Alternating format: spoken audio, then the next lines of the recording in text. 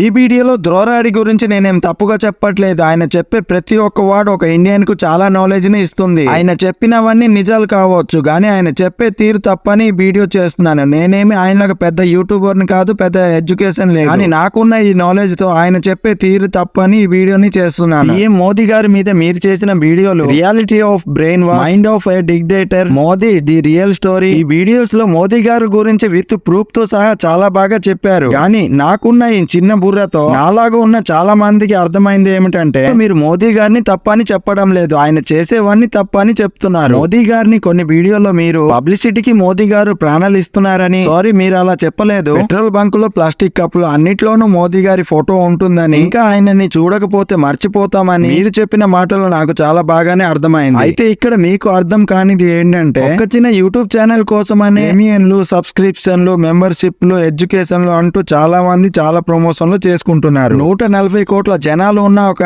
దేశాన్ని పాలించాలంటే మోదీ గారి లాగా కాకుండా వేరే వాళ్ళు ఎవరైనా పిఎం సీట్ కి రావాలంటే ఓట్ని ఎలా అడగాలో మీరే చెప్పండి. మన దేశంలో ఉన్న 30% జనాలకి మన రాష్ట్రానికి ఏం కావాలో, మనకేం కావాలో, ఏ నాయకుడు ఏం తప్పు చేస్తున్నారో మీరు చెప్పే వరకు ఎవరికి తెలియదు. కానీ మనకు తెలిసినంత వరకు ఆ నాయకుడు అలా చేశాడు, ఇప్పుడున్న ఈ నాయకుడు ఇలా చేస్తున్నాడు అంటే తెలుస్తుంది. ఇప్పుడున్న నాయకుడు గ్యాస్ రేట్ ఇంత, పెట్రోల్ రేట్ ఇంత, కానీ ఇప్పుడున్న నాయకుడు ధరలన్నీ పెంచేశాడని మీరు గనక మాకు డిఫరెన్స్ గా చూపిస్తే మీరు చెప్పేవన్నీ మా ఈ చిన్న బుర్రకు చాలా బాగా అర్థమవుతుంది. మోదీది రియల్ స్టోరీలో మోదీ గారు అబద్ధం చెప్తున్నారని మీరు చెప్తున్నారే గాని మోదీ గారు మన దేశానికి ఏం మంచి చేశారో మాత్రం చెప్పడం లేదు. 50 సంవత్సరాలుగా పోరాడుతున్న అయోధ్య రాముడి గుడిని కట్టి చూపించాడు. ఒకప్పుడు దేశంలో ఎక్కడైనా అటాక్ జరిగితే రిటర్న్ అటాక్ కోసం పర్మిషన్ రావడానికి 5 రోజుల నుంచి 10 రోజులు వెయిట్ చేయాలి మన ఆర్మీలు. కానీ ఇప్పుడు అటాక్ అయిన 24 అవర్స్ లో రిటర్న్ అటాక్ ఉంటుంది. ఒకప్పుడు మన దేశం నుంచి కాశ్మీర్ ని అడిగారు, కానీ ఇప్పుడు ఒక గుప్పెడు మెతుకులు అడుగుతున్నారు. అందుకనే ద్రోరాడి గారు మీరు చెప్పేవి కంపారిజన్ గా చూపిస్తే మాకు అర్థమవుతుంది. మీరు పూర్తిగా ఆయన చేసేవాన్ని తప్ప అని చెప్తే మాకు కొద్దిగా కోపం వస్తుంది. నాకెందుకు కోపం వస్తుందంటే ఐఎమ్ ఇండియన్ అండ్ జై హింద్.